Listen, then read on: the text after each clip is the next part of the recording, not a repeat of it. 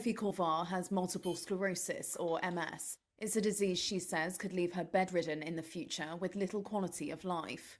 For her, it's a constant source of worry. As it is, because there is no assisted dying law, I have to think about the worst case scenario. Because if I want any power or control, I need to figure out what I'm going to do. Britain is currently considering a new law that would allow assisted dying in the UK. But as it stands, some conditions like MS, Parkinson's and dementia will be excluded. That's because they're not typically classified as terminal illnesses. Korevaar wants that rule to be reconsidered. You know, illness it's like an erosion of self, and it's a powerlessness. So to give sick people, give suffering people some degree of control, a very important degree of control over what happens, is immensely beneficial. Lawmakers will vote on the assisted dying bill in November. If passed, the law will allow terminally ill people to choose to end their lives with medical assistance. It's expected to be restricted to mentally competent, terminally ill adults with 6 months or less left to live. Like, why is my suffering not good enough? I don't know, that's this kind of feeling of, if you're terminally ill, a couple months to live, that's the sort of suffering that people are interested in and people are compassionate about. And I feel if an assisted death is a compassionate response to that kind of suffering, why is it not a compassionate response to people in unbearable, incurable suffering as well?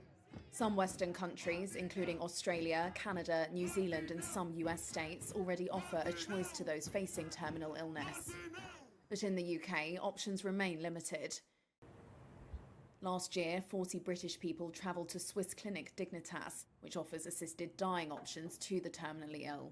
I can go to Dignitas, which is expensive and just kind of miserable to sort of die in exile. My partner can't come because of the legal implications, so I'll be alone. If I if that's not my choice, if I choose to basically take my life by my own hand, again, my partner can't be with me because of the legal implications. It's a horrible thing to sort of think and have to have a plan. Campaigners for assisted dying say public opinion has changed since Parliament rejected a change to the law a decade ago. The British Medical Association, which represents doctors, opposed it before changing its stance to neutral in 2021. Opponents have concerns that terminally ill patients could feel pressure to end their lives. Currently, assisting suicide is punishable by up to 14 years in jail. Kim Leadbeater is the lawmaker from Britain's governing Labour Party who's introducing the assisted dying bill. I understand that people would want a bill that goes further, but I am nervous about having wide criteria without really stringent parameters, because I think that's when people really will worry about where the direction of travel is. So as far as I'm concerned, the bill needs to be tight, it needs to be robust, and it needs to be just for people with terminal illness. British Prime Minister Keir Starmer has in the past supported assisted dying.